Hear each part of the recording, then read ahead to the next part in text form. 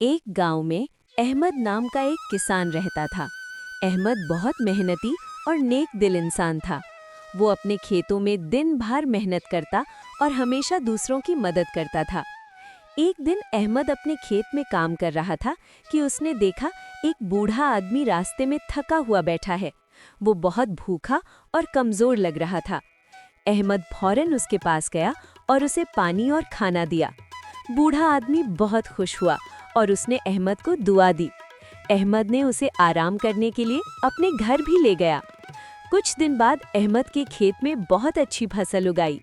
गांव के लोग हैरान थे कि अहमद के खेत में सबसे ज्यादा फसल क्यों हुई।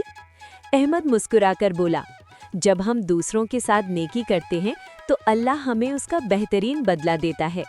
गांव के सब लोग अहमद की नेकी से मुतासिर हुए और उस दिन के बाद सब ने एक दूसरे की मदद करना शुरू कर दी।